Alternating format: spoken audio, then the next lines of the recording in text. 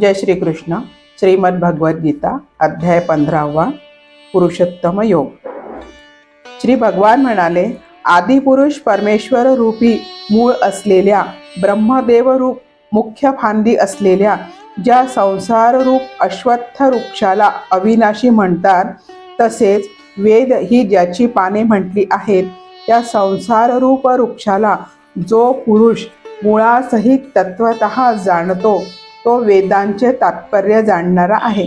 त्या संसार वृक्षाच्या तिन्ही गुणरूप पाण्याने वाढलेल्या तसेच विषय भोगरूप अंकुराच्या देव, मनुष्य आणि पशु पक्षादी योनिरूप फांद्या खाली व वर सर्वत्र पसरल्या आहेत. तसेच मनुष्य योनीत कर्मानुसार बांधणारी अहंता, ममता आणि वासनारूप मुळेही खाली आणि वर सर्व लोकात व्यापून राहिली आहेत. या संसार वृक्षाचे स्वरूप जसे सांगितले आहे तसे येथे विचारकाली आढळत नाही, कारण याचा आदी नाही, अंत नाही, तसेच त्याची उत्तम प्रकारे स्थिरताही नाही. म्हणून या अहंता, ममता आणि वासनारूपी अतिशय घट्ट मुळे असलेल्या संसाररूपी अश्वत्थ वृक्षाला बळकट वैराग्यरूप शस्त्राने कापून त्यानंतर त्या परमपदरूप परमेश्वराला चांगल्या प्रकारे शोधले पाहिजे. जेथे गेलेले पुरुष संसारात परत येत नाहीत आणि ज्या परमेश्वरापासून या प्राचीन संसार वृक्षाची प्रवृत्ती परंपरा विस्तार पावली आहे, त्या आदिपुरुष नारायणाला मी शरण आहे, अशा दृढ निश्चयाने त्या परमेश्वराचे मनन आणि निधिध्यासन केले पाहिजे.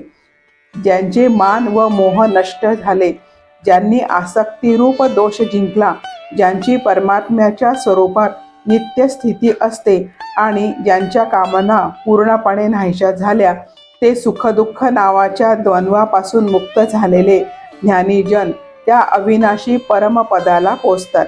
ज्या परमपदाला पोचल्यावर माणसे फिरून या संसारात येत नाहीत, त्या स्वयंप्रकाशी परमपदाला ना सूर्य प्रकाशित करू शकत, ना चंद्र, ना अग्नी.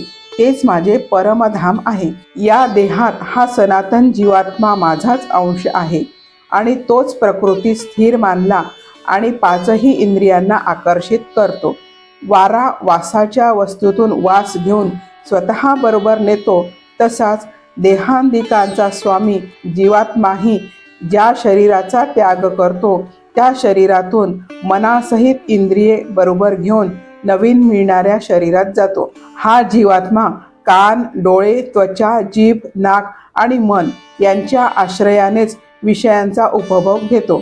शरीर सोडून जात असता किंवा शरीरात राहत असता किंवा विषयांचा भोग घेत असता किंवा 3 गुणांनी युक्त असताही अज्ञानी लोक ओळखत नाहीत. केवळ ज्ञानरूप दृष्टी असलेले विवेकी ज्ञानीच तत्वतः ओळखतात. योगी जनही आपल्या हृदयात असलेल्या या आत्म्याला प्रयत्नानेच तत्वतः जाणतात. परंतु ज्यांनी आपले अंतःकरण शुद्ध केले नाही, असे अज्ञानी लोक प्रयत्न करूनही या आत्मस्वरूपाला जाणत नाहीत. सूर्यामध्ये राहून ते तेज सर्व जगाला प्रकाशित करते, ते तेज चंद्रात आहे आणि जे अग्नीत आहे ते माझेच तेज आहे, असे तू जाण. आणि मीच पृथ्वीत शिरून आपल्या शक्तीने सर्व भूतांना धारण करतो आणि रसरूप अर्थात अमृतमय चंद्र होऊन सर्व वनस्पतींचे पोषण करतो. मीच सर्व प्राण्यांच्या शरीरात राहणारा प्राण व अपानाने संयुक्त वैश्वानर अग्निरूप होऊन 4 प्रकारचे अन्न पचवितो. मीच सर्व प्राण्यांच्या हृदयात अंतर्यामी होऊन राहिलो आहे. माझ्यापासूनच स्मृती, ज्ञान आणि अपोहन ही होतात. सर्व वेदांकडून मीच जाणण्यास योग्य आहे. तसेच वेदांताचा कर्ता आणि वेदांना जाणणाराही मीच आहे. या विश्वात नाशवान आणि अविनाशी असे 2 प्रकारचेच पुरुष आहेत. त्यामध्ये सर्व भूतमात्रांची शरीरे हा नाशवान आणि जीवात्मा अविनाशी म्हटला जातो. परंतु या दोन्हीपेक्षा उत्तम पुरुष तर निराळाच आहे, जो तिन्ही लोकात प्रवेश करून सर्वांचे धारण पोषण करतो. याप्रमाणे तो अविनाशी परमेश्वर आणि परमात्मा असा म्हटला जातो. कारण मी नाशवान जडवर्ग क्षेत्रापासून तर पूर्णपणे पलीकडचा आहे आणि अविनाशी जीवात्म्यापेक्षाही उत्तम आहे. म्हणून लोकात आणि वेदांतही पुरुषोत्तम नावाने प्रसिद्ध आहे. हे भारता, जो ज्ञानी पुरुष मला अशा प्रकारे तत्वतः पुरुषोत्तम म्हणून जाणतो, तो सर्वज्ञ पुरुष सर्व रीतीने नेहमी मला वासुदेव परमेश्वरालाच भजतो. हे निष्पाप अर्जुना, असे हे अतिरहस्यमय गुप्तशास्त्र मी तुला सांगितले आहे.